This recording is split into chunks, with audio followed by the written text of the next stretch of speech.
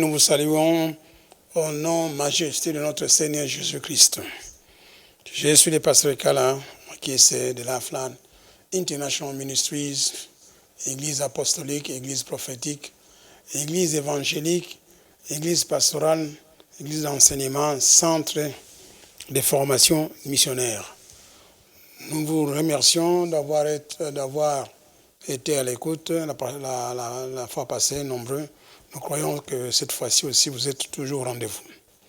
Alors, nous parlions la fois passée du salut. Dans le salut, nous avons vu beaucoup de sous-thèmes. Nous avons vu que l'homme est né méchant. Ce n'est pas la société qui les déforme, mais au contraire, c'est l'homme qui déforme la société. Alors, pour gagner du temps aujourd'hui, on va parler de la marche chrétienne.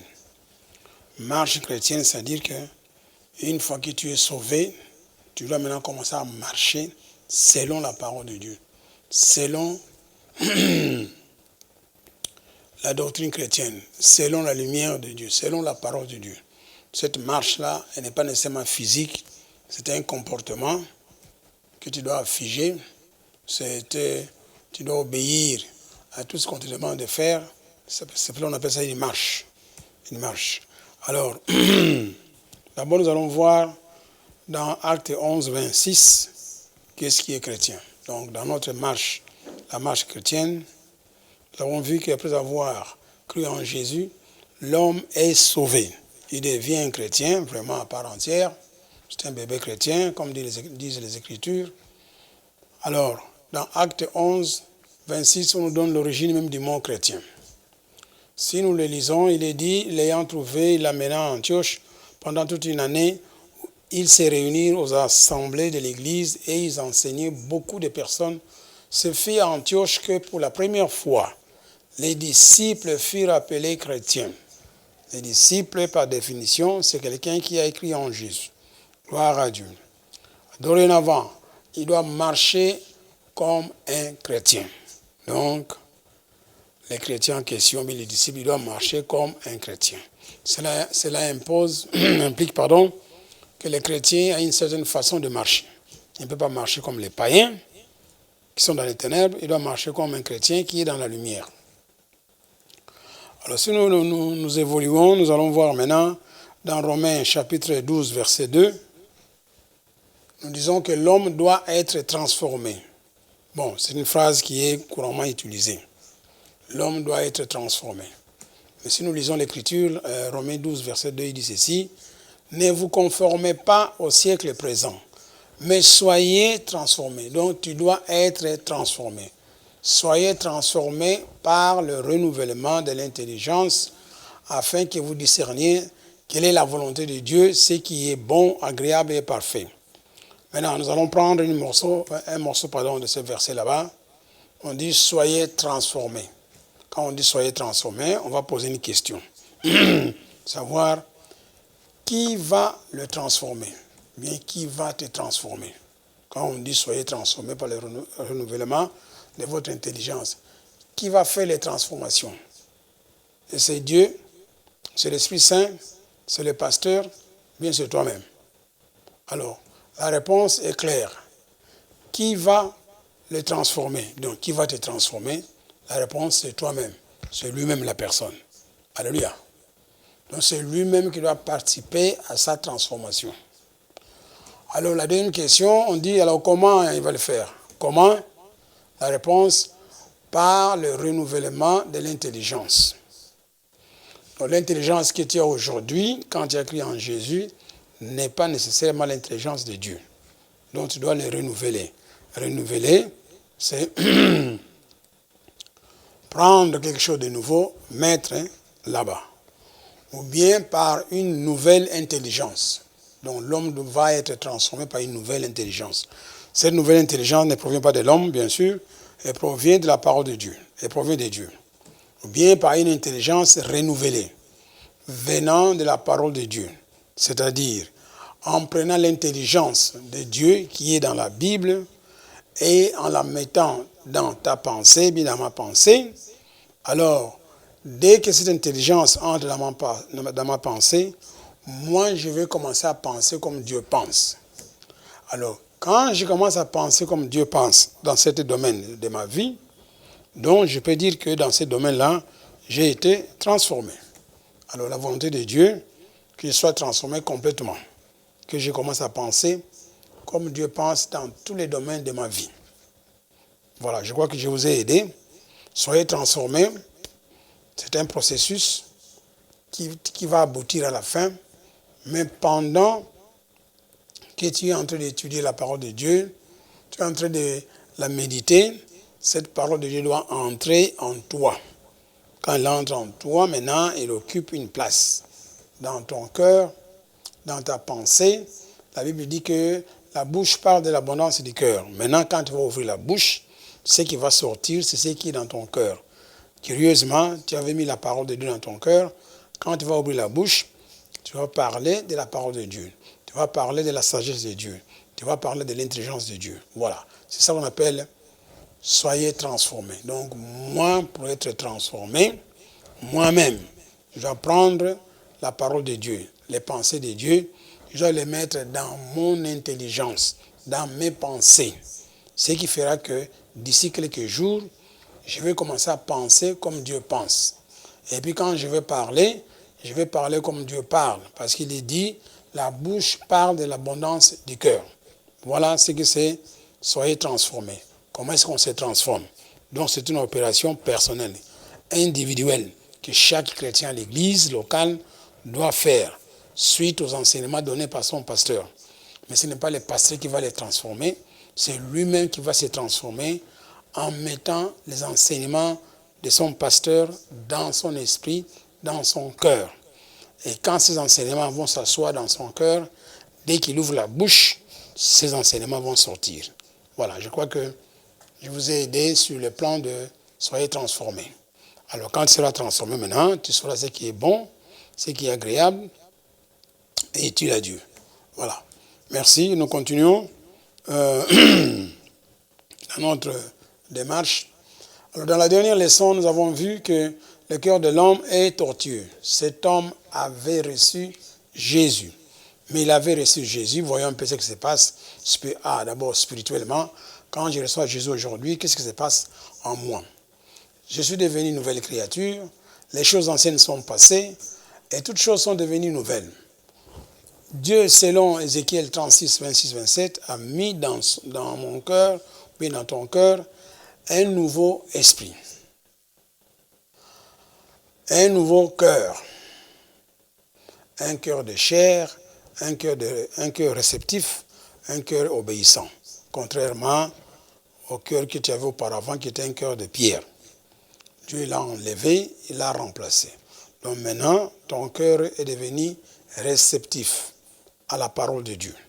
Tu peux commencer maintenant à méditer, à avaler, à manger la parole de Dieu qui a été plantée en toi.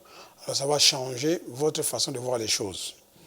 Maintenant, nous avons vu spirituellement, il y a un changement d'esprit et de cœur. Maintenant, voyons maintenant dans ton âme. Qu'est-ce qui s'est passé dans ton âme? Dans ton âme qui est le siège de ta volonté, bien de la volonté, de ta raison, de ton imagination, de ton caractère, de tes pensées, de ta personnalité, etc. Nous disons que dans ton cœur, dans ton âme, il n'y a pas eu beaucoup de changements au moment où tu as reçu Jésus. C'est en sorte que nous voyons que l'homme continue à garder la même mentalité. Mentalité ici, c'est façon de penser. C'est-à-dire que quand tu as reçu Jésus, si on ne fait rien, tu vas continuer à penser comme tu as toujours pensé.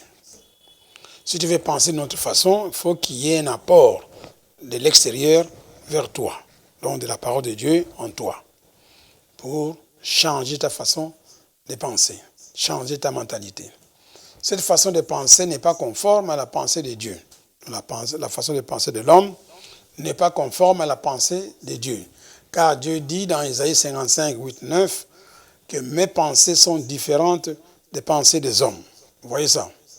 Alors, nécessairement, l'homme doit recourir à la pensée de Dieu. L'homme maintenant, abandonné à lui-même, continue à agir aujourd'hui comme il le faisait hier. quoi qu'il ait cru en Jésus, qu'il est devenu enfant de Dieu, qu'il est devenu chrétien. Donc le problème, ce n'est pas son salut, mais c'est le renouvellement de son intelligence. Donc il doit s'adapter maintenant de vivre dans ce nouveau statut qui est être enfant de Dieu, être chrétien. C'est comme c'est quelqu'un qui quitte la RDC, il prend un avion, il arrive à New York. Physiquement, il est à New York, il sort, il prend un hôtel, mais maintenant, comme il ne sait pas parler l'anglais, il ne saura pas communiquer avec ces Américains-là. Vous voyez? Mais il est à New York, physiquement. Mais il a un problème de communication. Il doit faire quoi? Il doit apprendre le vocabulaire de l'anglais. Il doit mettre dans sa tête. Après avoir accumulé, je ne sais pas, 50, une centaine de vocabulaire en anglais, il peut commencer à communiquer. C'est la même chose avec nous, en esprit. Nous sommes maintenant dans le royaume de Dieu. Il n'y a pas de discussion, parce que nous avons reçu Jésus. Nous sommes entrés dans le royaume de Dieu. Mais là-bas, pour bien fonctionner, nous devons savoir le vocabulaire du royaume de Dieu, le langage du royaume de Dieu, comment est-ce que les gens se comportent là-bas. Voilà, c'est ça qu'on appelle la marche chrétienne. Nous devons nous comporter comme les gens qui sont dans le royaume de Dieu. Et c'est là où nous devons apprendre cela. Ce n'est pas inné. Donc on n'est pas né avec ça, on doit apprendre. L'homme abandonné à lui-même, même s'il est dans le royaume de Dieu, il va continuer à agir aujourd'hui comme il le faisait hier. Il va commencer à mentir, voler, la colère, l'impudicité, l'idolâtrie, l'adultère, les divorces, etc. Même s'il prie, parce que si souvent c'est ça la question. Tout le monde va prier, tout le monde va prier. On parle de changement de mentalité. En plus de la prière, tu dois savoir qu'est-ce que dit la Bible en ce qui te concerne. Si tu ne lis pas la Bible, tu n'écoutes pas les enseignements, tu peux prier toute la journée, tu es toujours un bébé spirituel, tu vas te comporter comme un enfant de Satan. Est-ce que vous me suivez? Mais à la prière, il faut ajouter l'enseignement biblique qui te donne l'intelligence et la sagesse. Donc on doit enseigner à cet homme-là, individuellement, ce que dit la Bible concernant les sujets qu'on avait vus maintenant, par exemple, le mensonge. Maintenant, prenons le cas des mensonges. Évidemment, avant-hier, tu étais en train de mentir, c'était un plaisir, personne ne t'avait dit que c'était mauvais. Alors maintenant, tu reçois Jésus, tu viens à l'église, et les pasteurs donnent un passage biblique. Nous lisons Lévitique 19, verset 11, qui dit ceci: vous ne déroberez point, et vous n'userez ni de mensonges, ni de tromperies les uns envers les autres. Bon, ici, d'après ce verset-là, ça nous informe quoi? Ça nous dit que nous ne devons pas utiliser le mensonge, ni les tromperies les uns envers les autres. Ça veut dire que la Bible est contre le mensonge. Ça veut dire que Dieu est contre le mensonge, parce que le mensonge, c'est réservé seulement à Satan. Lui, il est le père des mensonges. Mais nous qui venons d'entrer dans le royaume de Dieu, on ne doit plus mentir, on doit dire la vérité. Alors, Ephésiens 4, 25 va encore appuyer la même idée. Et on dit quoi, Ephésiens 4, 25? C'est pourquoi renoncer au mensonge. Renoncer, c'est-à-dire qu'il faut éloigner, abandonner les mensonges, commencer à dire la vérité. Bon, si tu ne le savais pas, ces deux versets-ci t'informent que maintenant, là où tu te trouves, dans le royaume de Dieu, au camp de Dieu, pendant la marche chrétienne, là, on ne peut pas mentir. Donc maintenant, tu prends tes dispositions, tu dis non, Seigneur, aide-moi à ne plus mentir. C'est pourquoi renoncer au mensonge et que chacun de vous parle selon la vérité à son prochain, car nous sommes membres les uns des autres. Donc je suis entré dans le royaume des gens qui disent la vérité. Gloire à Dieu. Alors, après avoir lu ces versets, après avoir compris ces versets bibliques, les deux qu'on venait de voir, qui parlent contre le mensonge, l'homme maintenant va s'efforcer avec l'aide de l'Esprit Saint. Tu ne sauras pas faire ça toi-même, il faut impliquer l'Esprit Saint. Avec l'aide de l'Esprit Saint, d'arrêter de mentir et de commencer à dire la vérité. Voyez-vous, étant donné les pensées de Dieu sont différentes des pensées de l'homme, l'homme doit prendre les pensées de Dieu qui sont dans la Bible et les mettre dans sa pensée. En faisant cela, il est en train de renouveler sa pensée. À la fin, il va commencer maintenant à penser comme Dieu pense. Pourquoi? Parce qu'il a eu un apport de la pensée de Dieu dans sa pensée, dans son cœur. Je répète encore, la Bible nous dit que la bouche parle de l'abondance du cœur. Comme tu as mis la pensée de Dieu en toi, cette pensée commence à agir et tu commences à la prononcer. C'est un processus et à la fin de ce processus, l'homme commence à dire la vérité et non plus les mensonges. Et voilà comment ça se passe. Ce n'est pas seulement de confesser les Romains 12, verset 2 qui va t'aider. Romains 12, verset 2, c'est comme on appelle ça un verset enseignant. Il t'instruit, il te dit ce que tu dois faire pour être transformé. Donc, toi, tu ne dois pas te comporter comme les gens du monde. La Bible nous dit clairement, nous sommes dans ce monde, mais nous ne sommes pas de ce monde. Donc, nous, d'après les enseignements que nous avons vus précédemment, nous venons du ciel, on était avec Dieu, Dieu nous a envoyés sur la terre, nous sommes nés sur la terre, et quand nous sommes nés sur la terre, il nous a donné déjà notre destinée à partir du ciel, ce que nous devons accomplir sur la terre. On dit que nous sommes des passagers, des voyageurs, des pèlerins. Donc, maintenant, la mentalité que nous avons trouvée sur la terre, elle n'est pas de Dieu, elle est diabolique, satanique. Maintenant, nous, les enfants de Dieu, nous devons apprendre la nouvelle mentalité de Dieu pour bien vivre sur cette terre. Gloire à Dieu. Donc, nous pouvons dire que l'homme a été transformé parce qu'il a arrêté de mentir après avoir mis la pensée de Dieu en lui. Et il a commencé à dire la vérité. Voilà comment est-ce que la transformation s'est opérée. Donc, c'est toi-même qui dois prendre la parole de Dieu dans la Bible, bien les enseignements que le pasteur t'a donné dans ton cahier, commencer à avaler ça, commencer à manger la parole de Dieu, commencer à méditer ça en toi, commencer à faire pénétrer ça en toi parce qu'il a été planté en toi et que dès que la parole reste stable en toi, quand tu vas ouvrir la bouche, c'est ce qui est entré qui va commencer à sortir. Il n'y aura pas d'injures parce que tu n'as pas mis des injures, il n'y aura pas de mauvaises pensées, il n'y aura que des pensées de Dieu. Et là, tu seras transformé. Les gens vont se rendre compte que celui-ci, il fut un menteur, mais maintenant, il ne ment plus. Pourquoi? Parce qu'il a été transformé par la parole de Dieu qui est entrée en lui. Gloire à Dieu. Deuxième exemple encore. Nous parlons de la transformation. Donc, l'homme doit marcher selon la vie chrétienne, la marche chrétienne. Donc, il doit marcher selon là où il se trouve. Maintenant, il est dans le royaume de Dieu. Il doit marcher comme les gens du royaume de Dieu. Gloire à Dieu. Deuxième exemple. Par exemple, monsieur, il y a quelques jours, il était en train de voler. Moi, je crois que il y a des gens qui ne savent même pas que voler, c'est mauvais. Les enfants à la maison volent. À l'église, ils volent. À l'école secondaire, ils volent. À l'université, ils volent. Ce qui fait que quand l'État met quelque chose à la disposition du public, vous voyez ça pendant 3-4 mois, et puis après, la chose a disparu. Au lieu d'être public, c'est devenu quoi? Individuel.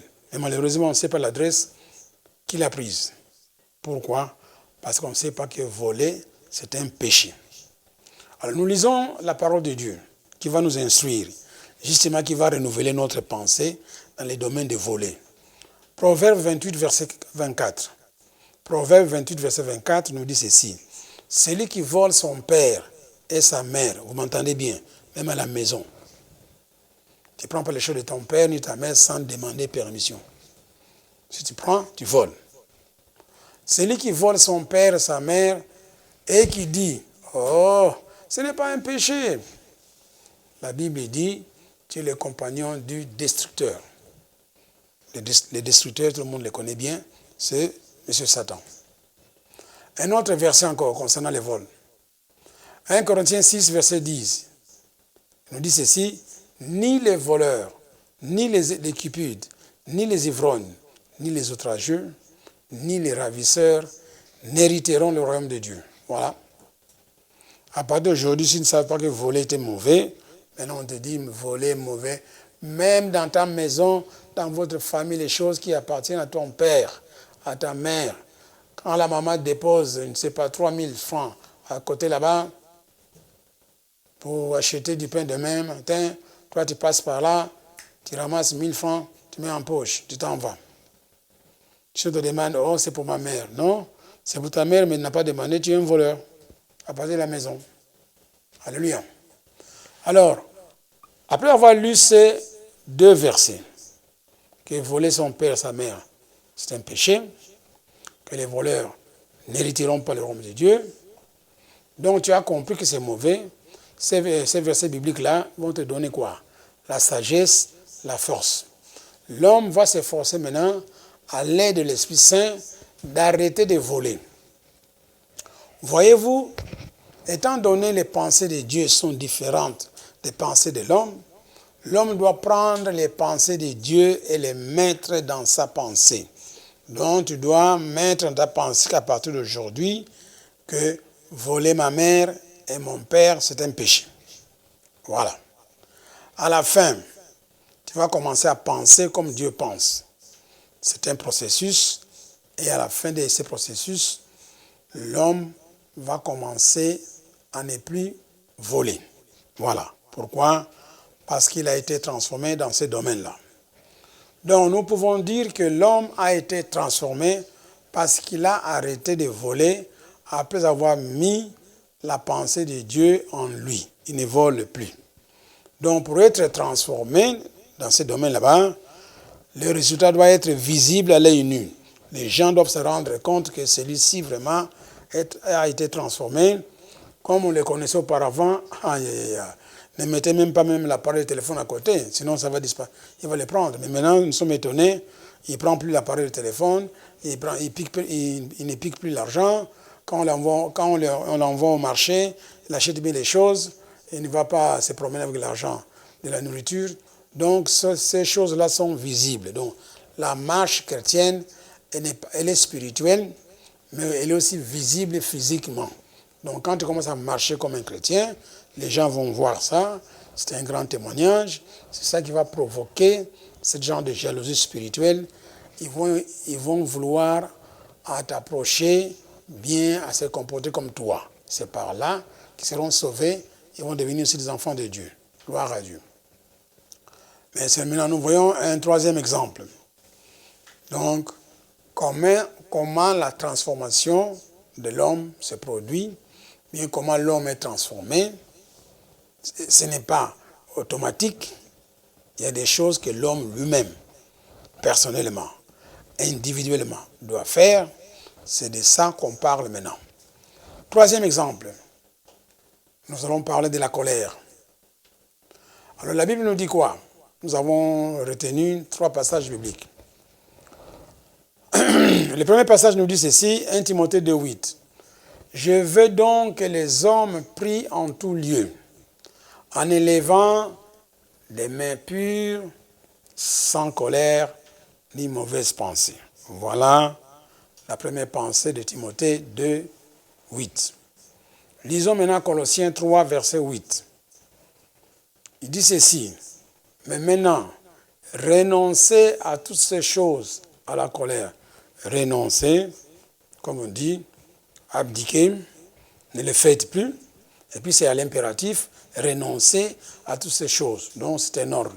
À l'animosité, à la méchanceté, à la calomnie, aux paroles déshonnêtes qui pourraient sortir de votre bouche. Maintenant, quand vous allez mettre maintenant la parole de Dieu dans ta bouche, c'est celle-là qui va sortir. Alors, Ephésiens 4, 31 nous parle aussi de la colère. Ephésiens 4, 31 dit ceci, que toute amertume, toute animosité, toute colère, toute clameur, toute calomnie et toute espèce de méchanceté disparaissent du milieu de vous. Ça va disparaître comment? Pas comme un nuage. Ça ne va pas se disparaître comme un gaz. Ça va se disparaître parmi nous dès que nous mettons la parole de Dieu en nous, qui est contraire à la colère, et nous ne serons jamais en colère. Et puis, dans notre assemblée, la colère va disparaître. Voilà, c'est aussi une délivrance. Après avoir lu ces passages bibliques, vous avez compris ces versets bibliques, bien sûr, l'homme va s'efforcer à l'aide de l'Esprit Saint d'arrêter de se mettre en colère. Voyez-vous, étant donné, que les pensées de Dieu sont différentes des pensées de l'homme doit prendre les pensées de Dieu et les mettre dans sa pensée. Je ne cesse de me répéter. À la fin, il va commencer à penser comme Dieu pense. C'est un processus, et à la fin de ce processus, l'homme commence à ne plus se mettre en colère parce que les ingrédients qui le poussaient à se mettre en colère ont disparu. Donc, nous pouvons dire que l'homme a été transformé parce qu'il a arrêté de se mettre en colère. Donc, nous tous, nous nous rendons compte que ce monsieur vraiment a eu un changement. Il ne se met plus en colère. Or, au début, c'était moins d'histoire, il se met en colère. Il a arrêté de se mettre en colère après avoir mis la pensée de Dieu en lui. Il ne va plus se mettre en colère. Donc, nous tous, nous avons appris aujourd'hui, la marche chrétienne est une longue marche de chaque jour. Ça veut dire que les domaines de ma vie dans laquelle je me rends compte, j'ai des faiblesses, mais je ne me comporte pas comme la parole de Dieu me le dit. Moi-même, j'entre dans la parole de Dieu, chercher les passages bibliques qui parlent de mon problème.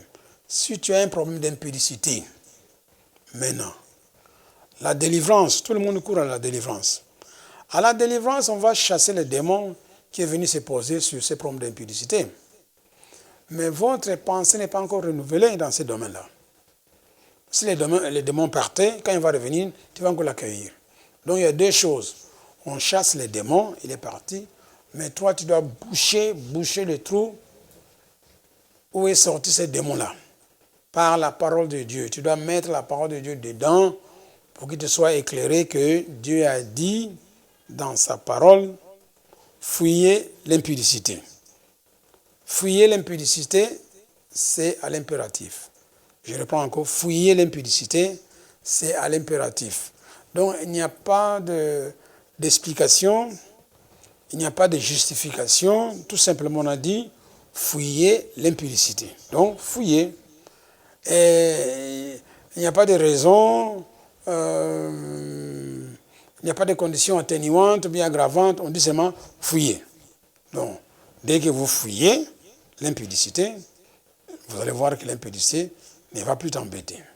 Gloire à Dieu. Donc, nous avons vu, nous pouvons dire que l'homme a été transformé parce qu'il a arrêté de se mettre en colère ou après avoir mis la pensée de Dieu en lui, il ne va plus se mettre en colère. Je crois que nous allons nous arrêter là aujourd'hui pour ceux qui nous suivent. Maintenant, nous allons prier pour nos téléspectateurs. Parce qu'il y a toujours de nouvelles figures qui s'ajoutent. Gloire à Dieu, nous remercions le Seigneur pour cela. Nous voyons que iLike ne fait qu'augmenter. Le nombre de gens qui nous suivent ne font qu'augmenter. Alors nous allons prier pour ceux qui nous ont rejoints aujourd'hui. Si nous faisons ces enseignements à la télévision, bien sur l'Internet, ce n'est pas nécessairement pour montrer ce que nous connaissons, mais nous avons un souci majeur. La Bible dit que Dieu veut que tout le monde soit sauvé et parvienne à la connaissance de la vérité. Vous voyez, comme je viens d'en parler, il y a deux choses. D'abord, tu dois être sauvé, et puis la deuxième, tu dois parvenir à la connaissance de la vérité. C'est cette vérité-là qui va te délivrer, et tu seras complètement dégagé des mensonges de Satan. Alors la Bible nous dit ceci, que sur la terre, qu'on le veuille ou pas, il y a deux catégories d'enfants, spirituellement bien sûr, parce que physiquement tu as ton père. Il y a l'enfant de Satan et l'enfant de Dieu.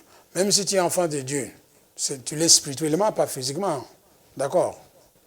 Physiquement, tu es l'enfant de ton père Kindumbu, mais spirituellement, tu es enfant de Dieu. Alors, on n'est pas né enfant de Dieu. Beaucoup de gens croient que mon père est pasteur, ma mère est pasteur, et moi je suis né enfant de Dieu. Non, Tu n'es pas né enfant de Dieu, tu es né enfant de Satan. Il faudra un jour prendre la décision de recevoir Jésus dans votre cœur afin qu'il te donne le pouvoir de devenir enfant de Dieu. Jésus s'entretenait avec les pharisiens et aussi ils étaient étonnés d'apprendre que Satan était leur père. Et Nicodème, qui était un spécialiste de la parole de Dieu, était étonné quand Jésus lui a dit qu'il doit naître de nouveau. Voilà. Donc ne vous fiez pas à un pasteur, à un homme de Dieu, à un bishop. Tu dois te fier à la Bible. Même si tu es le secrétaire du pasteur, si toi personnellement tu n'as pas reçu Jésus, tu n'es pas enfant de Dieu, tu es enfant de Satan. Même si tu es la femme d'un pasteur. Oh, je suis enfant, oh, parce que mon époux est pasteur. Non, ça, ce n'est pas une raison biblique. Ça, c'est toi qui es en train de fabriquer ça. Pour devenir enfant de Dieu, tout le monde doit recevoir Jésus dans leur cœur. Alléluia. Alors, on va vous donner l'occasion maintenant de recevoir Jésus dans votre cœur. Comment est-ce qu'on reçoit Jésus dans votre cœur, dans son cœur? C'est simple, c'est toujours par la parole de Dieu et par ta parole. La Bible dit, à ceux qui l'ont reçu, à ceux qui croient en son nom, Jésus leur a donné le pouvoir de devenir enfants de Dieu. Maintenant, dans Romains 10, verset 9, il est dit ceci, si je confesse, donc si moi j'ouvre ma bouche, je déclare, je prononce que aujourd'hui Jésus soit mon sauveur, mon maître, et je crois dans mon cœur que Dieu l'a resté de mort, la Bible me dit, en faisant ces deux choses là-bas, la Bible me déclare, je suis sauvé. Que les gens le veuillent ou pas, la Bible me déclare que moi, je suis sauvé parce que j'ai confessé de ma bouche le Seigneur Jésus et j'ai cru dans mon cœur que Dieu le Père l'a ressuscité parmi les morts. Ainsi, ces deux choses-là me qualifient d'être sauvé. Je suis sauvé selon la Bible, même quand je ne vois rien. Alors maintenant, je vais prier avec toi qui me regardez aujourd'hui. Levez tes mains, fermez les yeux, répétez cette prière après moi. Prions ensemble, répétez, Seigneur Jésus, j'ai compris que je dois te recevoir individuellement en tant que mon sauveur et mon maître.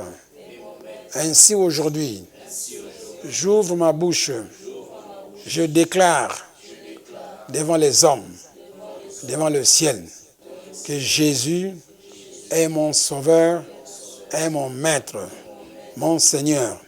Je crois dans mon cœur que Dieu le Père l'a ressuscité parmi les morts. Ainsi, je suis sauvé, selon la Bible. Merci Seigneur de m'avoir sauvé.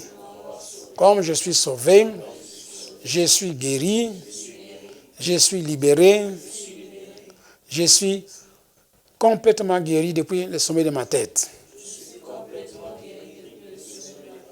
et les plantes de mes pieds.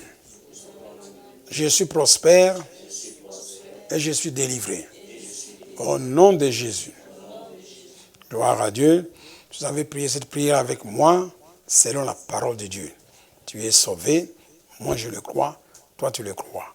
Alors nous allons prier pour ceux qui ont des problèmes particuliers.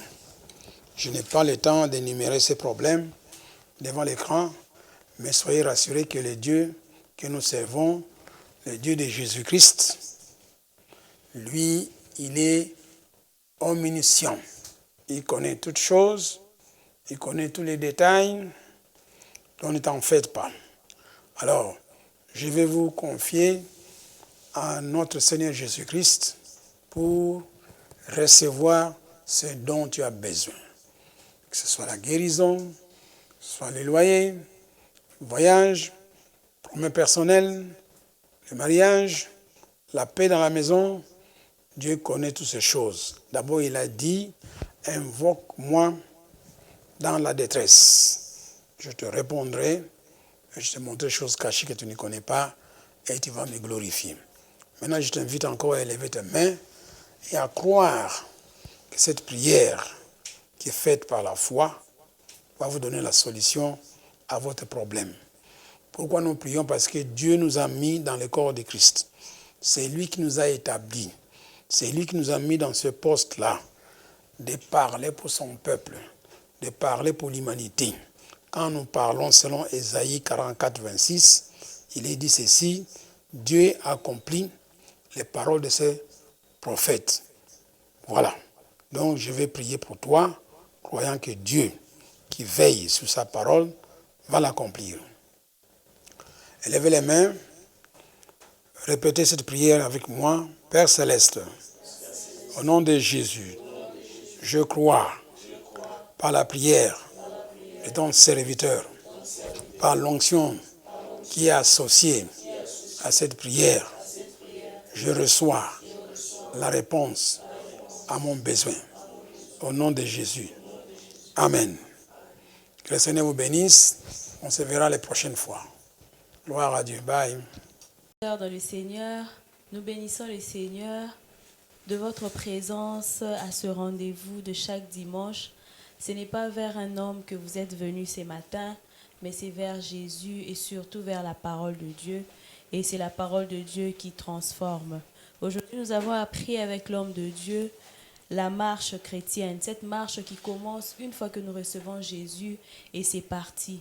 Cette marche chrétienne, elle n'est pas une marche physique, elle est une marche spirituelle, mais dont les retombées peuvent être spirituelles, peuvent être physiques, parce qu'une fois que vous commencez à marcher avec le Seigneur, votre intelligence est renouvelée. Nous allons le remarquer physiquement et autour de vous, les gens vont remarquer ce changement. Une des choses qui va vous permettre de renouveler votre intelligence, comme l'homme de Dieu l'a dit, c'est la parole de Dieu.